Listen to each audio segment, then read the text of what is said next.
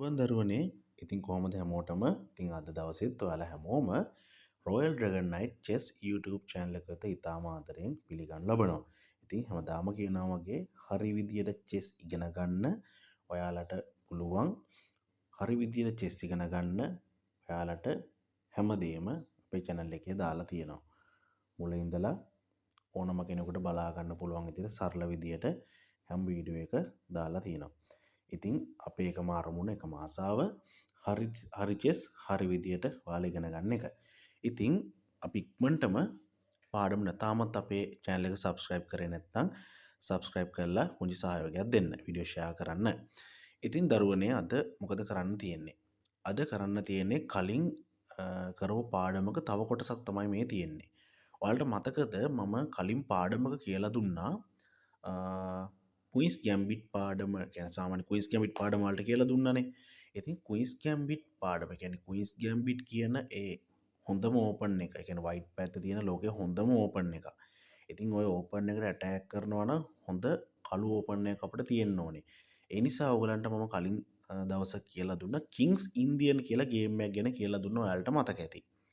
හරි. ඒකේ පළවෙනි පාඩම කරා. මොකද ක්විස් ගැම්බිට් වගේ දැඩි ප්‍රහාරාත්මක හොඳම ටොප් ලෙවල් එකේ තියෙන ඕපන් එකක් එක්ක අපි කළුව දිනවා නම් අපි සාමාන්‍ය විදිහට සෙල්ලම් කරලා හරියන්නේ නැහැ. එතකොට දුවේ පුතේ අපිට ඕන වෙනවා ටිකක් හොඳ ශක්තිමත් ඕපන් එකක් ඕන වෙනවා. ඉතින් අපි ඒක පළවෙනි කොටසෙන් කතා කරා. ඉතින් අද ඔයාලට තවත් කිංස් ඉන්දියන් පාඩමක් තමයි මේ දෙවෙනි කොටසින් මම අරන් ඇවිල්ලා තියෙන්නේ. මේ ගේම් එක ගැන ගත්තොත් මේ පාඩම ගැන ගත්තොත් මේක මේ ගේම් එකක්නේ. මේ ගේම් එක එක්තරා වසරක ඇත්තරම ඇදපු ගේම් එකක්. ක්‍රීඩකයෝ දෙන්නෙක් ඇදපු ගේම් එකක් ඇසුරින් තමයි පාඩම හදලා තියෙන්නේ. මේ වෙන හැම දෙයක්ම මේගොල්ලෝ ඇත්තරම ඇදපු ඒවා. ඉතින් අපි වැඩි වෙලාවක් යන්නේ නැතුව පාඩමට යමු. ඉතින් අදත් ඔයාලා චෙස් බෝඩ් එක ලෑස්ති කරගන්න. ඒ වගේම ලියන්න පොතක් පෑනක් අනිවාර්යෙන් ලෑස්ති කරගන්න. උඩින් ඕගලන්ට මූස් ටික යනවා. මම ලියා ගන්න කිව්වොත් විතරක් ලියා ගන්න නැත්තම් ලියන්න යන්න එපා. මොකද උදාහරණ මම පෙන්නන හින්දා ඔයාලට වරදින්න පුළුවන්. හරි දරුවනේ එහෙනම් අපි කිංස් ඉන්දියන් දෙවෙනි කොටස අද පටන් ගමු. හරි. එහෙනම් ඔයාලා දන්නවා මොකද්ද වයිට් කරන්නේ? රයිට්. D4 ඕපන් එක දැම්ම නේද? රයිට්. එහෙනම් අපි යාට විරුද්ධව knight f6 දානවා. රයිට්. එහෙනම් අනිවාර්යෙන්ම ඔන්න queen pawn ආවා. තාම queen's gambit ආවේ නැහැ. ඔන්න දැන් තමයි ආවේ. රයිට්. දැන් අපි ඉන්දියන් විතරයි ආවේ නේද? කොහොම කිංස් ඉන්දියන් ඔන්න ආවා. රයිට්. කිංස් ඉන්දියන් ආවා. රයිට්. ඊළඟට අනිවාර්යෙන්ම වයිට් කෙනා මෙන්න මේ වැඩේ කරනවා. කරපු ගමන් අපි බිෂොප් මෙතනට දැම්මා. හරි. ඊට පස්සේ e4. ඔය e4 ගැන මම කලින් පාඩමේ කියලා දුන්නා. මොකටද මේ e4 දාන්නේ?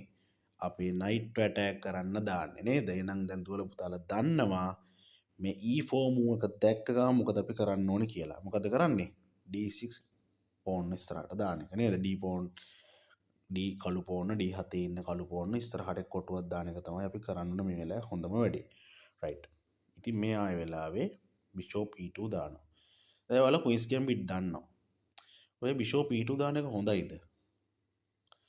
නෑ නේ සාමාන්‍යයෙන් bishop d3 නේද? එයාගේ හොඳම කොටුව. ඉතින් මෙයා මෙතන තමයි ඉතින් දැම්මේ. රයිට්. අපි කින් කාසල් කරනවා. කාසල් කරලා රජ්ජුරුවන්ට ආරක්ෂාවක් දෙනවා. දැන් රජ්ජුරුවන්ගේ ආරක්ෂාවට කවුද ඉන්නේ? බිෂොප් කෙනෙක් ඉන්නව නේද? පෝන්ලා 3 දෙනෙක් එක්ක. හරි. ශක්තිමත් පෝන් ආරක්ෂාවක් දැන් තියෙනවා. හරි. බලමු ගේම් එක ඉස්සරහ කියලා මොකද වෙන්නේ කියලා. knight f3. හරි. ඊළඟට මම කලින් එකේ මේ වැඩේ කරේ නෑ.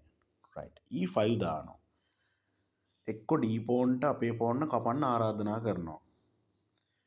දරුවනේ පොඩ්ඩක් ඉන්න මෙතනින් එහා මේක ලියන්න එපා චුට්ටක් ඉන්න බලාගෙන. මෙයා බැරි වෙලාවක අපිව කට් කරොත් අපිත් කට් කරනවා.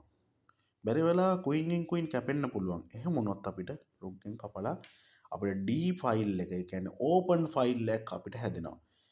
මේවා ගැන වෙන පාඩමකින් කරන්න දරුවනේ. මොකද මේ ඕපන් ෆයිල් එකක් රුක් ගෙනකොට ඕපන් ෆයිල් එකක් දෙනවා කියන එක හරිම වැදගත් චෙස් ක්‍රීඩාවේදී. කළු මොකද කරේ? Open file D open file එක අල්ලගත්තා. ඒක යාට සෑහෙන වටිනවා. මම ඔන්න ගේම් එකේ ආපස්සට එනවා. ඔයාලා මේක ලියා ගන්න එපා. මම උදාහරණයක් කරලා පෙන්නුවේ. කලින් ගේම් එකේ මෙහෙම දෙයක් කරේ නෑනේ. ඔන්න එහෙම දැම්මා. කැපුවොත් ඒ වැඩේ තමයි වෙන්නේ. රයිට්. ඔන්න මෙතේ ඉඳලා දැන් ඔන්න මූස් 6ක් කියලා දුන්නා. 6 බ්ලැක් වෙනකන් ඔයාලට කියලා දුන්නා. මෙන්න 7 වෙනි එක. සුදුත් කාසල් කරනවා. කලින් කෑන වඩා ටිකක් හොඳට ප්ලේ කරන කෙනෙක් වගේ නම් පේනවා නේද? කලින් පාඩමේ නම් එහෙම උන්නේ නැහනේ. රයිට්. ඊළඟට මොකද වෙන්නේ? ඔන්න කළු අතින් පොඩි වැරදීමක් වෙනවා. මෙන්න මේ නයිට් දානවා ඉස්සරහට. මම ඔයාලට කලින් පාඩමේ කියලා දුන්නා. මෙන්න මේ ඩී පෝන්. මම මේ පාඩ කරන ඩී පෝන් ඉන්නවා නම් එතන නයිට් දාන්න එපා කියලා. දුවේ පුතේ ලියන්න එපා චුට්ටක් ඉන්න. මේ පෝන් ඉස්සරහට දැම්මොත් මොකද වෙන්නේ? නයිට් වරන් පැනලා යන්න වෙනව නේද? රයිට්. ඉතින් මම ඕකේ ඔය ඉතින් මේ කළු අතින් වෙච්ච අතුපස වීමක්. හරි?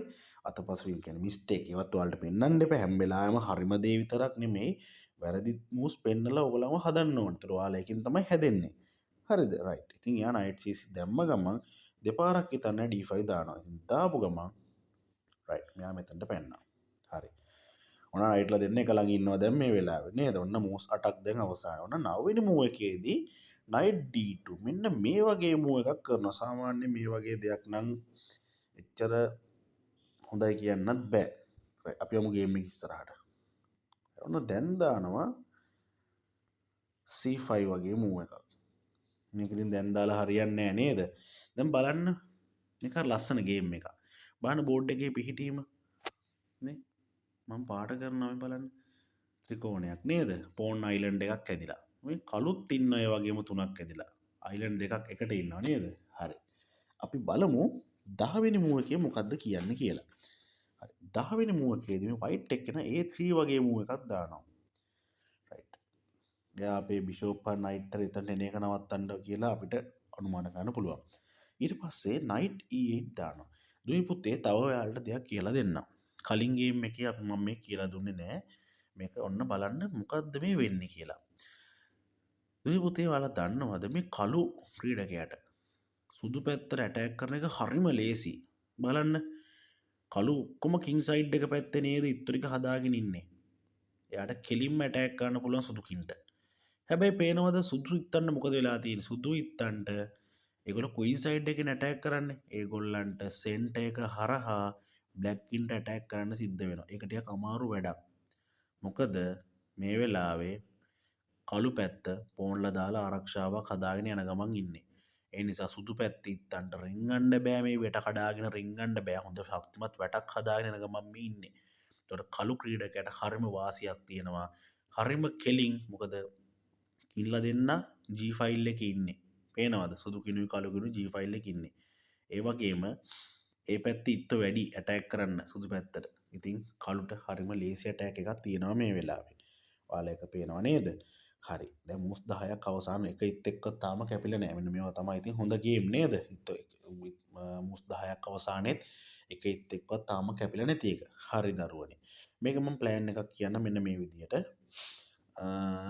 මේ මූව් එකෙන් පස්සේ මම කියන්නම්. ඊට පස්සේ මෙන්න මෙයා B4 වගේ මූව් එකක් දාලා අපේ C pawn attack කරනවා. right. දරුවනේ ඔයාලට මම highlight කරනවා මෙන්න මේ F pawn. මෙන්න මේ F pawn ඔයා කොහොම හරි F4 කොටුවට ඒ කියන්නේ F4 කොටුවට කොහොම හරි ගෙනියන්න බලන්න. ඒක මේ ගේම් එකේ ප්ලෑන් එකක්.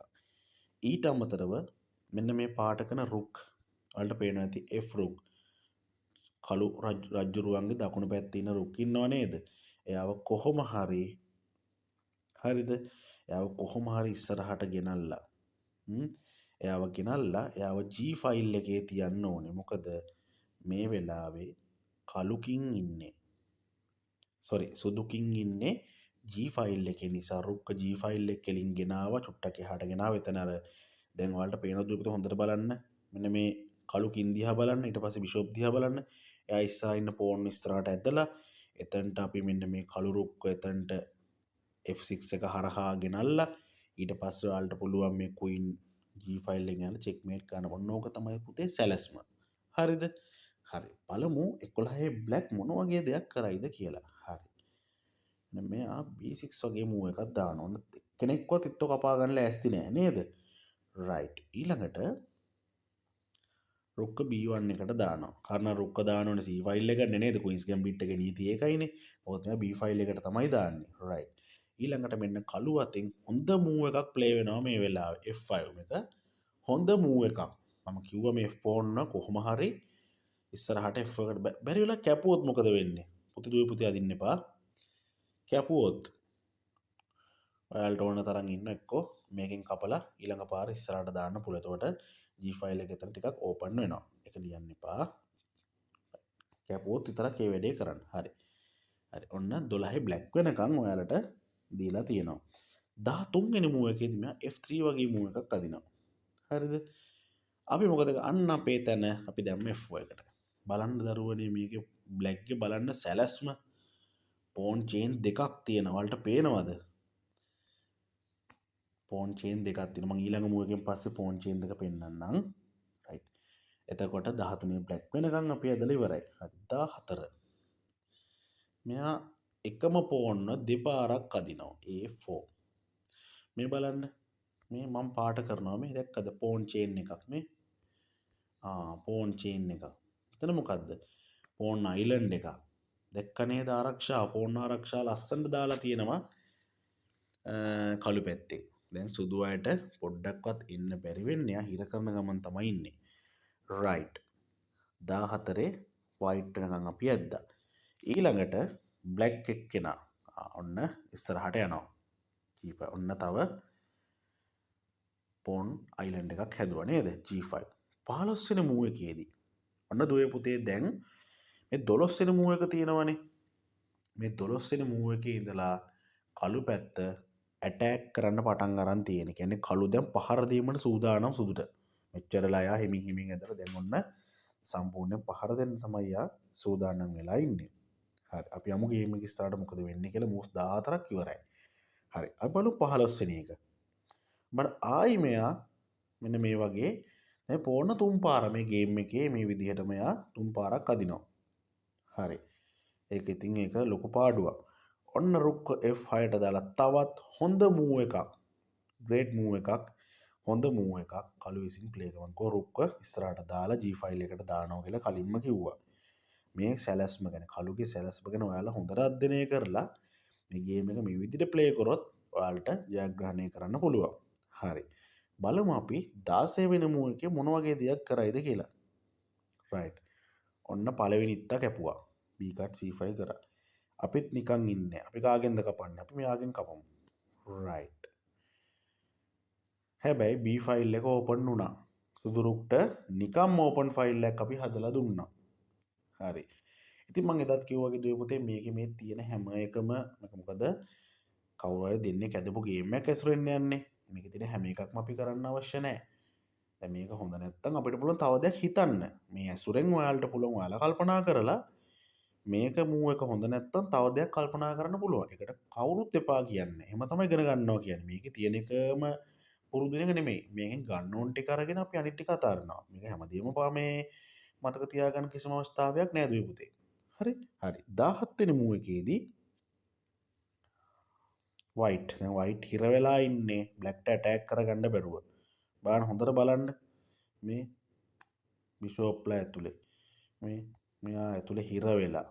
මේ නයිට්ලා දෙන්නට මුකුත් කරන්න බෑ. නයිට්ට දානවා B3 වගේ මූව් එකකට ඉතින් මෙයා දානවා. හරිද?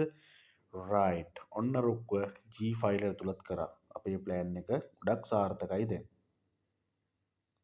රයිට්. ඊළඟ මොකද වෙන්නේ? බිෂොප් එක දාන්න තැනක් නෑ දැන්. කොහොම හිර වෙලා තියෙන්නේ. ආයි මෙයා නයිට්ට F6 වගේ දානවා. රයිට්. දැන් බලන්න මේ සුදු නයිට්ලා දෙන්නයි කළු නයිට්ලා දෙන්නයි හරියට එක ළඟ තමයි ඉන්නේ නේද?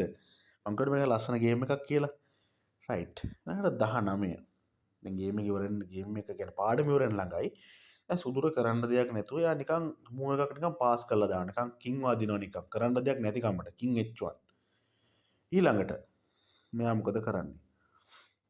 දෙනවා G pawn. මොකද G pawn පුදුවේ පුතේ අපි අයින් කරගන්න ඕනේ. මොකද ඔය pawn දෙන්නේ බැරි වෙලාවක් අර පැත්තෙන් අපේ pawn එක කැපුවොත් අපිට පුළුවන් එයාව කපලා ඒ ෆයිල් එක half open කියන්නේ භාගයට හරි open කරගන්න පුළුවන්. මොකද අපි attack කරන්නේ G ෆයිල් එක දිගේ.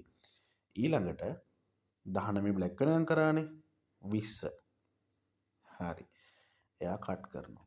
දැන් මේ pawn කට් කරන්න බ්ලැක් පැත්තේ තුන් දෙනෙක් බලන් ඉන්නවා. එක්කෙනෙක් රුක්, එක්කෙනෙක් නයිට්, එක්කෙනෙක් වෙන්න මේ බිෂොප්. රුක් ගෙන් නම් කපන්නේ නැහැ නේ අපි. මොකද එහා පැත්තේ එයා සුදු බිෂොප් කෙනෙක් බලන් ඉන්නවා එදියා. ඉතින් මේ වෙලාවේ බ්ලැක් කරන්නේ බිෂොප්ගෙන් කට් කරලා දානවා. දුවේ පුතේ ඇදීම් වාර 20යි මේ ගේම් එක. ගේම් එක කියන්නේ මේක තව යනවා පාඩම තියෙන්නේ මෙච්චරයි. මේ ගේම් එක තව ලොකු ගේම් එකක්. ඇදීම් වාර 40ක් 50ක් වගේ යන ගේම් එකක්. ගේම් එක ඉවර නෑ. හැබැයි ඔයාලට දෙන පාඩම ඉවරයි. මොකද දිගින් දිගටම ගේම් එක ඉවර වෙනකම් මේක කරන්න අවස්ථාවක් නෑ. මොකද පිටස්ත කියන දෙන්නෙක් ඇදපු ගේම් එකක්. ඒගොල්ලන්ගේ දැනුමනේ මේ තියෙන්නේ. අපිට ගන්න ඕන ටික අපි ගත්තා. මෙතනින් එහාට අපි මේකේ ඒගොල්ලන්ගේ අයිඩියාස් ෆලෝ කරන්න අවස්ථාවක් නෑ. අපිටත් මොලයක් තියෙනවා. අපිටත් හිතන්න පුළුවන්. මේකෙන් ගන්න ඕන තියරි ටික මොකද්ද කරන්න කියලා කල්පනා ටික අරගෙන අපි කල්පනා කරලා අපේ දක්ෂතාවන් දියුණු කරගත්තාම හරි. ඉතින් දුවේ පුතේ දැන් අදට මේ පාඩම ඉවරයි. මම හිතනවා මගේ දරුවන්ට මේ කිංස් ඉන්දියන් දෙවෙනි පාඩමත් හොඳට තේරෙන්නේ නැති කියලා. ඉතින් දුවේ පුතේ හොඳට ප්‍රැක්ටිස් කරගන්න මොන හරි තිබ්බොත් ප්‍රශ්න අහලා කමෙන්ට් එකක් විදිහට දාන්න, ප්‍රශ්න අහන්න මොන හරි තිබ්බොත් ඉතින් මේ පාඩමත් හොඳට ඉගෙන ගන්න.